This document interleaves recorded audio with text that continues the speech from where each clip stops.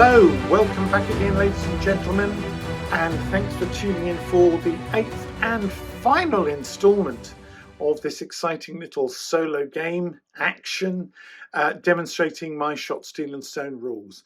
I hope that you enjoyed the last video 7, where obviously, gosh, the Borg did surprisingly well. So let's see now whether Prunkland manages at last to achieve the breakthrough for which it's been longing and take the crossroads. Enjoy the video. Now it's time for Prunkland's turn, and obviously that kind of changes the complexion of things, doesn't it? Ouch.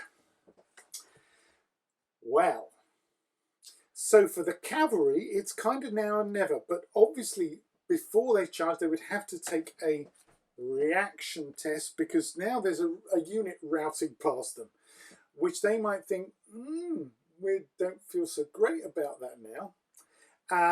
The von Renscher infantry, well, they need to do some shooting, that's for sure, but obviously don't want to potentially impede the cavalry. So, and of course the artillery has still got to keep banging away, doesn't want to waste it, there's still that gap there. But of course the cavalry is now behind hard cover from their vantage point. This is very tricky for von Harwitz, very tricky indeed. What does he want to do? Right, von Harwitz, he's going to take over command, he's going to attach himself to the cavalry if their commander, beg your pardon here, doesn't do what's needed. But also, I think it's really important that the infantry brigadier, who is of course von Blasen, well, let's see. Has he got the brain power? Has he got the intelligence to think, I need to go and help rally my infantry? Because the danger is the infantry are going to move out of his command range. So, should we test first of all for von Blasen, who's got an intelligence of only 44? So he might not think of it. Let's give it a go. Can he get 44 or less? No, he's thick as a brick today. He's rolled 97. So he's far from thinking, oh, do you know what? I'll go and look after von Einthoff. He's obviously decided, let him go. So he is going to stick with von Renscher. So will the general think, hang on, what's von Blasen doing? Oh, this is all very tricky, isn't it? So let's test for the infantry brigadier's leadership. What he's now decided he wants to do is that von Renscher open fire, don't extend your line at this moment. Open fire at the artillery. I think they're thinking, oh gosh, we don't like the look of that. The artillery, of course, they're effectively in skirmish order. So it won't be easy to do.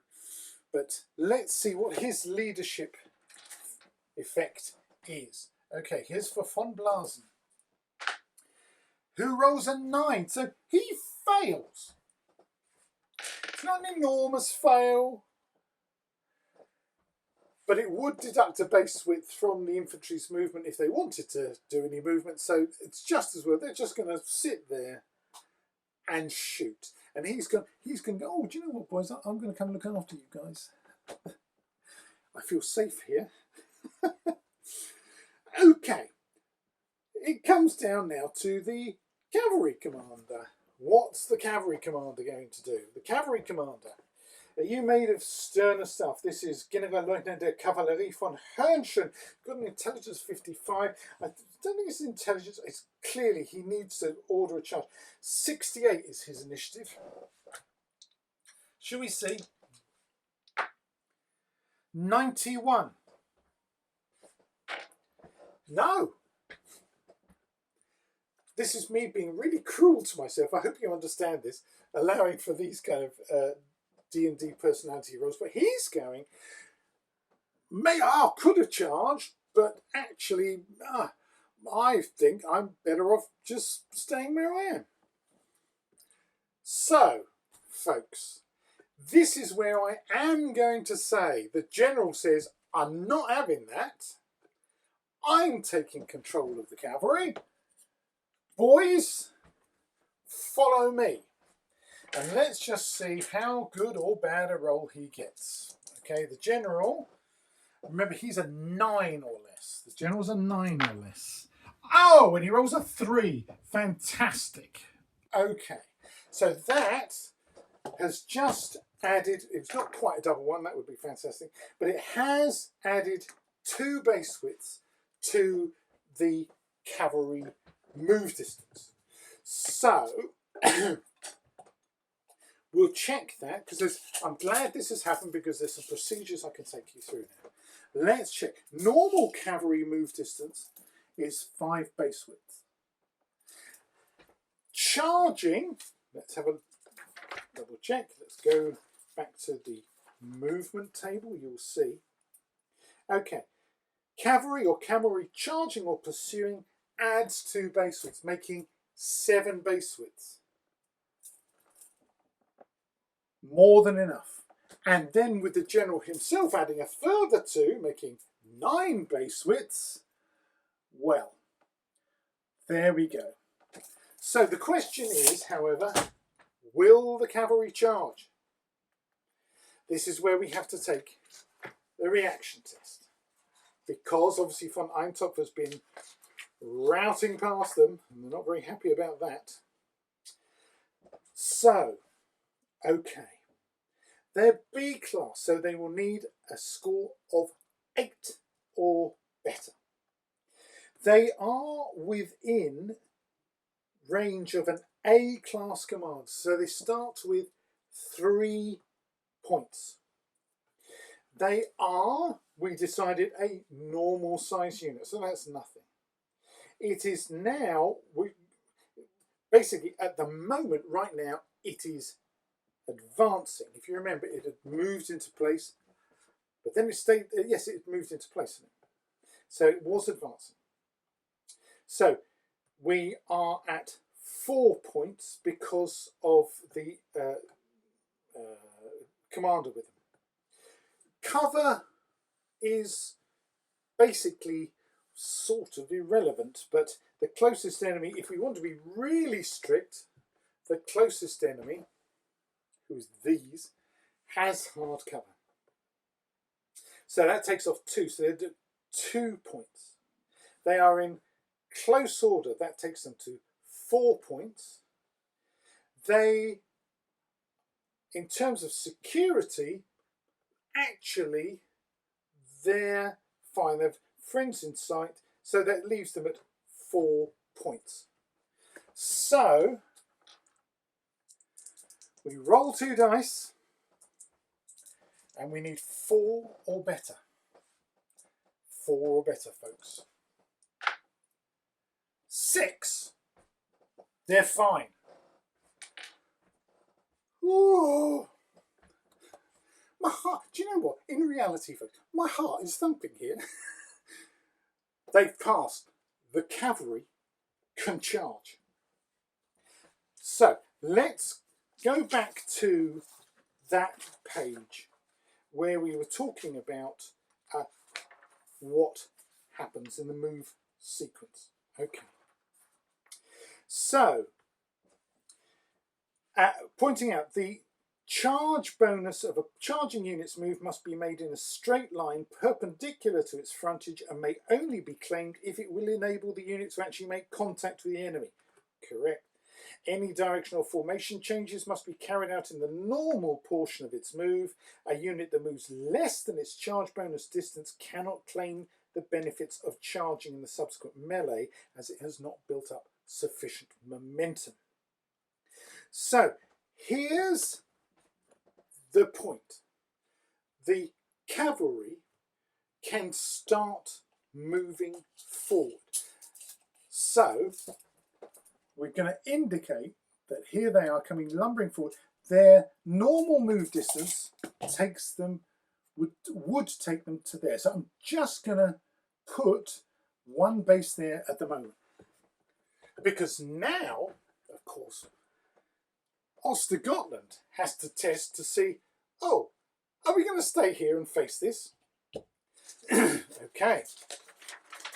So Ostergotland, remember, they're B class. Their brigadier and their general are right here. So it's only fair they can count the general. So the general starts them off with 3 points. Okay. They, I will point out, of course, we didn't take away any points for their marauders because they hadn't suffered any casualties this time. Ostergotland. Okay. They've got their 3 points. They have 1, 2, 3, 4, 5, 6 bases. Remembering I'm not counting the colour part here. So they're a normal size unit now. So they've still got the 3 points. It is static. So it leaves them at 3 points. Their cover. No, they haven't got to worry about anyone having cover. So they're still at 3 points. They're in close order. So that takes them up to 5 points. They are supported.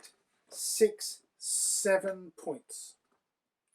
No casualties to deduct this time. So they're at 7 points, which basically means on 2 dice, they can't fail. I'll roll them anyway, just to see how spectacularly. Oh, they roll 9. So Ostergotland, here's a classic case of bring it on.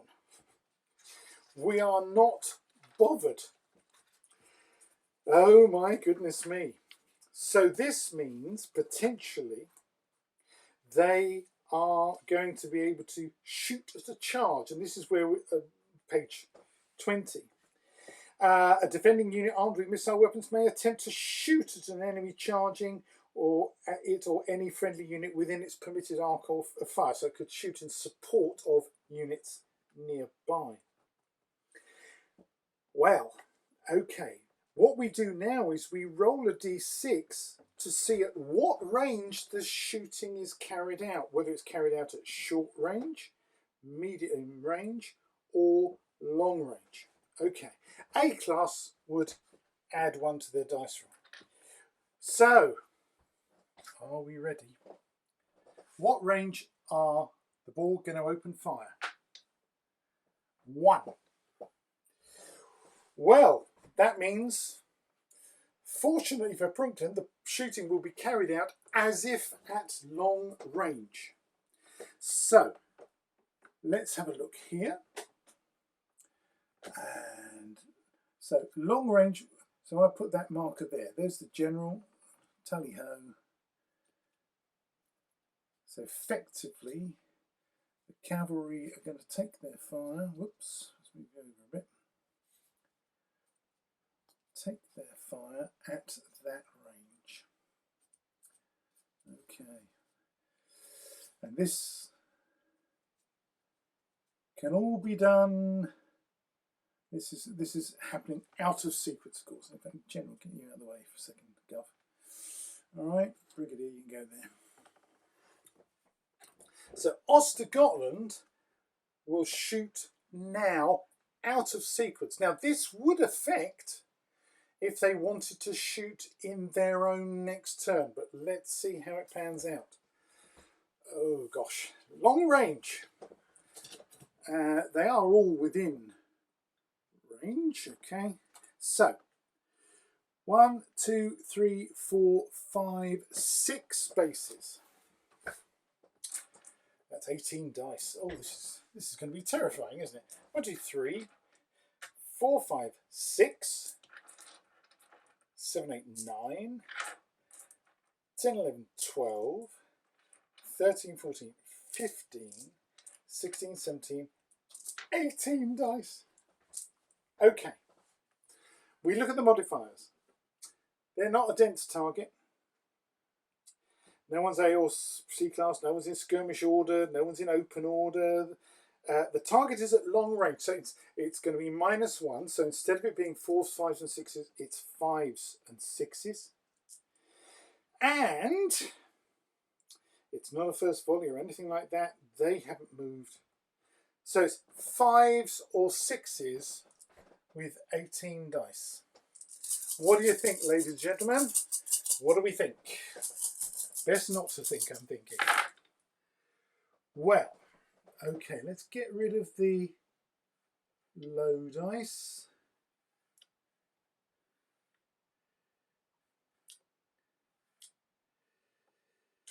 There's definitely some in there, isn't there? Okay, so that is 6 hits. 1, 2, 3, 4, 5, 6. Oh my goodness me.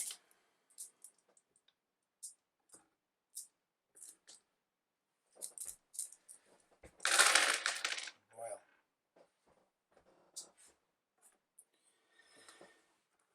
Oh my goodness me. 4s, 5s and 6s to save then. 4s, 5s and 6s and 6 dice.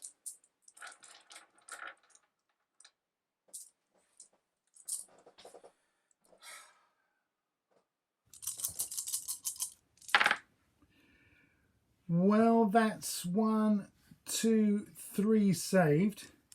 3 hits.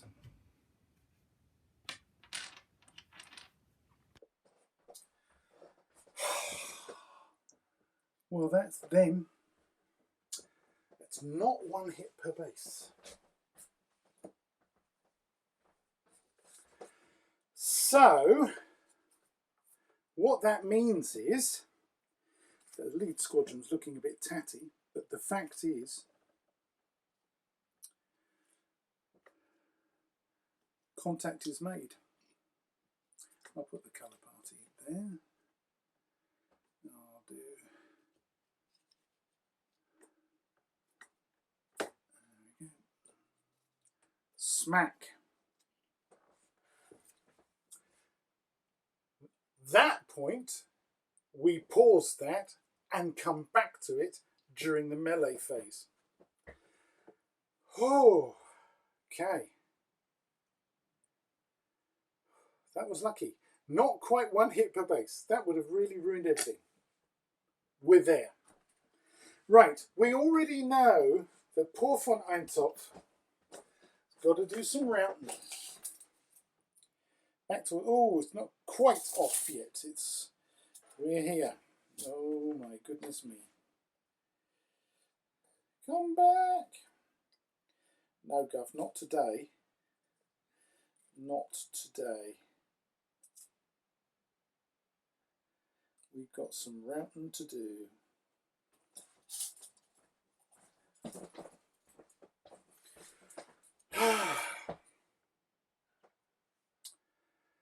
Was there any other movement, guys? I think we're going to leave the light infantry just where they are, and they can have a snipe. Okay. My heart is pounding, ladies and gentlemen. I think we're reaching a climax here.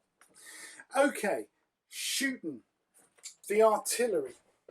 And now we know that those cavalry are inside the enclosure. So, it's at normal range, but they're in hard cover. Oh dear, dear, dear. So it would be 4s, 5s and 6s, but the hard cover is making it 6s.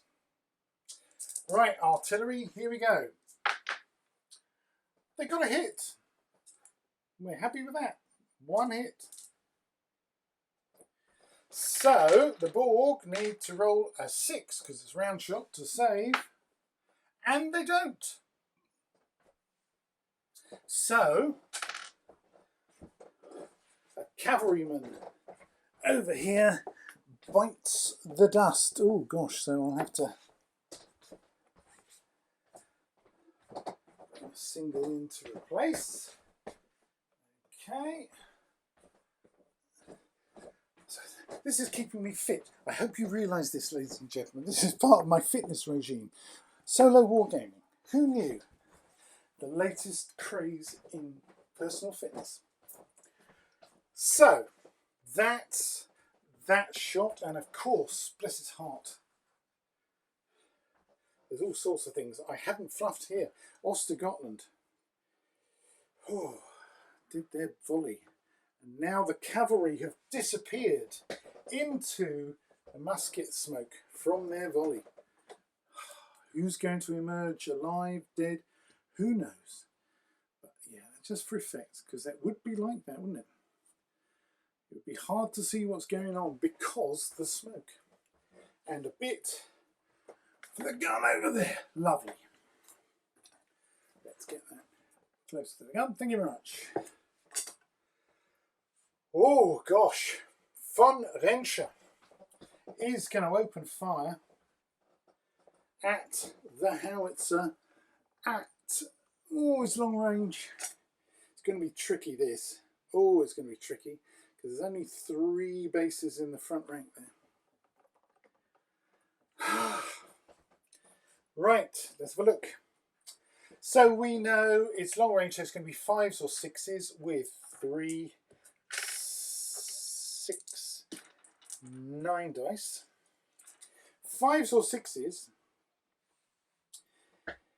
But the target is in skirmish order, which takes us to 7s, the famous 7s.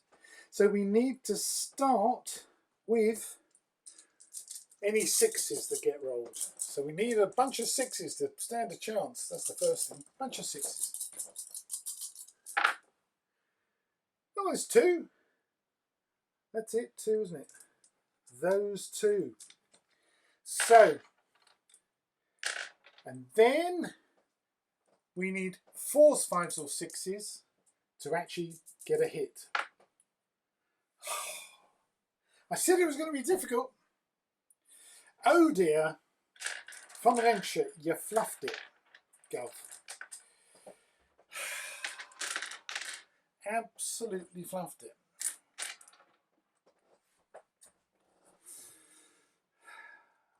Well, to be fair, I forgot to roll for... I rolled him on the D&D, but I didn't roll for his leadership, did I? So let's have a look. If he gets a double 1... No. In fact, he failed. So, that didn't help. There's, okay, the Jaeger. All right, they're going to be shooting with their rifles at the cavalry. And the range is going to be normal range there. I might let these have a pot shot at the gun, actually. Yes. All right, so 2 bases are going to have a pot shot at the gun at normal range, which would be 4, 5 or 6 with their rifles. But skirmish order, so it's going to be 6s. 2 chances of a 6 with a Jaeger. Oh my goodness me! Thank you, Jaeger. 2 hits on the artillery crew. Can the artillery crew survive? Now remember, they're rifles, so they need 5s or 6s. 1 saved, 1 down. So that's our first artillery casualty, and I'm going to take him because he's closest. Which obviously means now that when that howitzer fires, it will only be firing with 2 dice. Well done, boys. Good shooting.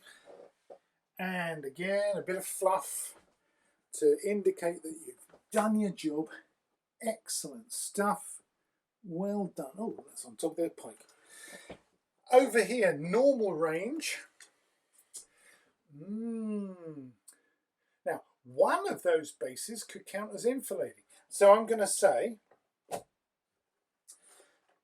normal range, so 4s, 5s and 6s for one of them, and 3, 4, 5 or 6 for the other one. So the 4, 5, 6 hits a cavalryman. The 3, 4, 5 or 6 hits again. So the cavalry now have 2 more casualties to try and save. 2 chances of 5 or 6 because it's rifles. No. So now those cavalry, oh gosh, That's not looking good for the cavalry. 2 chances. Oh gosh. 2 dead. Let's take off that base. That means the cavalry is now down to below half its original strength, which means that the cavalry must retire. Oh dear. They can, yeah, I'll say that they'll retire with dignity without needing a morale test, but retire they must. And so, in this instance, I'll give them a red tiddlywink. There we go, as an indication that they must retire. Well done, the rifles. Let's put a bit of fluff on them. I said this was going to be a bit of a climactic, dramatic move, and it's turning out to be. So, I think that's all the shooting. Shooting, run away shooting. It's time for the melee. Okay. Now, this is where, I think they got 1, 2, ignore them, 3 bases. 3 heavy cavalry bases. Let's go to the melee pages, close combat, starting on page 22. Okay. And at the bottom of the page you'll see dice to be thrown per base, heavy cavalry charging, 5 dice per base. So Prunkland gets 3, so 1, 2, 3, 4, 5, 1, 2, 3, 4, 5, 6, 7, 8, 9, 10, 11, 12, 13, 14, 15 dice. Okay? And there's no first strike here because the cavalry aren't armed with lances and the infantry aren't armed with pikes. So essentially the cavalry swords and infantry muskets and bayonets, they count as striking at the same time. The impact would be pretty much simultaneous. So the cavalryman leaning down from his horse, plus the horse itself, of course, forming a large, huge, heavy missile, and the infantry with their bayonets are equivalent. Okay, it's only if you've got weapons that are substantially longer, such as spears or pikes or something of that kind, where one side potentially might strike first, and that might be the defending unit in the instance of, say, cavalry trying to charge a pike tercio or something of that kind. Obviously, if the cavalry were lancers, they would have a slight advantage. But it's gonna be simultaneous. There we go. So at the bottom of page 22, unless the attackers outreach the defenders or have surprised them, all hand-to-hand fighting is considered simultaneous. So they'll be able to fight back. So that's the number of dice for Prunkland. Meanwhile, let's have a look who could realistically get involved. 1, 2, 3, 4, 5 bases. This one's out on its own. 5 bases of infantry, which is 5 times 3 is 15. 6, 9, 12, 15. So they've got an equal number of dice. But this is where things get interesting. So normally you'd need 4s, 5s or 6s to hit. But cavalry attacking highly drilled infantry, and this is going back to what I was saying about the 18th century. Cavalry fighting highly drilled infantry are at a -2 disadvantage. So instead of needing 4s, 5s or 6s, the cuirassiers actually need a 6 because those infantry are all standing there, probably in reality, probably 3 ranks deep, not 2 ranks of figures like that, probably 3 ranks deep, and they've all got their bayonets ready and they're highly disciplined and highly trained. So the cavalry are going to have trouble. So basically, the cavalry need 6s. No one's A-class. No one's uphill of anything. No one's disrupted at this point.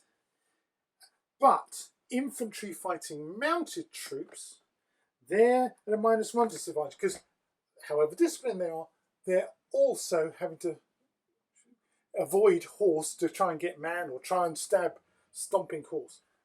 So they're on 6s, they're on 5s or 6s. Okay. Wow, this is going to be exciting.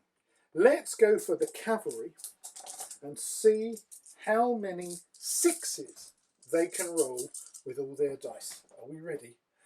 Oh my goodness me. 6s. Loads, please. 1, 2. Oh my goodness me, that's not very good. So I'm going to leave those 2 there. These made a big noise, but didn't hit me. Meanwhile, the Borg in return, 5s or 6s. All right, 5s or 6s.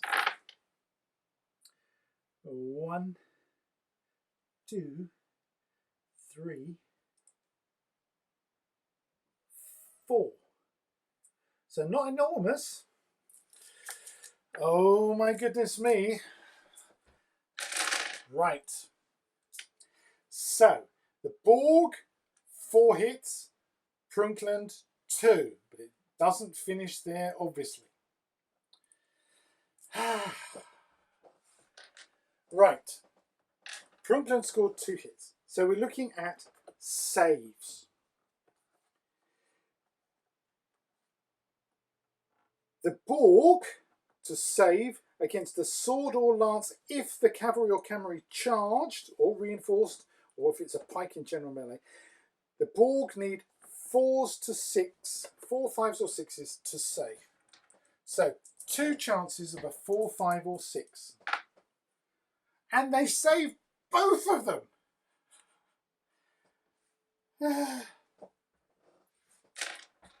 The cavalry against sword, club, musket, bayonet or other hand weapons need 3s to 6s to save. So 3s to 6s for the cavalry to save. And they only save 1, which means that 1 cuirassier is dead. Oh dear, oh dear, oh dear, oh dear, oh dear.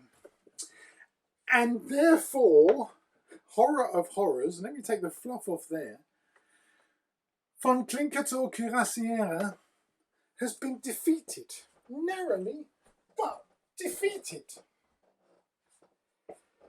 Oh my goodness me. So, Klinkertor are the losers, and they're pushed back 1 base width plus a half base width per casualty. So that's a base width plus a half, so they're pushed back to here. Oh dear, there's something wrong with my army today. Oh dear, dear, dear, dear, dear. Obviously, if I'd been A class, I could have ignored the first 2 hits difference, and C class would have increased the effective number of hits. So it doesn't break because it's only been pushed back at 1.5 base widths. Ostergotland, if the melee continued, they count as following up in the next round. Oh, goodness me. Units following up a victory may remain in contact with the enemy as long as doing so doesn't exceed their permitted movement. Well, that's a decision they'd make next turn. And obviously, because we've lost the melee, we need to take a reaction test as specified. Loses a round of melee. This is just terrible. Okay, we're going to use the general. The general's there. He's 3 points. Okay. We took a casualty, so that took us down to 2 points. We need to achieve 8 points in total. Okay. The unit size, is now actually, I would say, looking a bit small. So -1, so that takes us down to 1 point. And we have been pushed back, which takes us to 0. No worries about cover. We're still at 0. I mean, close order takes us to +2. So, yeah, oh, there's kind of friends in sight. So there's nothing. And I have got, I have been disrupted because I lost the melee. Oh, where are we? There's that. Oh gosh, where were we? Not good, was it? It says, where are we? -1. Let's have a double check. The general 3 points. The casualty takes us down to 2 points. The size of the unit takes us down to 1 point. I've been pushed back. That takes us to 0. The cover's neither nor, 0. We're in close order, which takes us to 2. So we're at 2. Disrupted in melee takes us down to 1. Okay. It takes us down to 1 point. So I need 7 or better on 2 dice for the cavalry. Oh dear. Failed by 3. And in the case of failed by 3, let's have a look. Oh dear. So the unit is technically has been halted. It's failed by 3. Clincator Cuirassiera must, I don't like saying this word of my own troops, they must rout. Did we hear that? They've got to rout. So their normal move is 5, and it's, what was it, D? Oh gosh, rout. It's, without, as they turn around, moves again, okay, plus D3 base widths. And the D3 comes up as, oh, of course it comes up as a 5, so therefore that's +3. So it's going to rout 8 base widths immediately. 8 base widths takes us back to the base of the hill there. Oh dear, oh dear, oh dear. Well.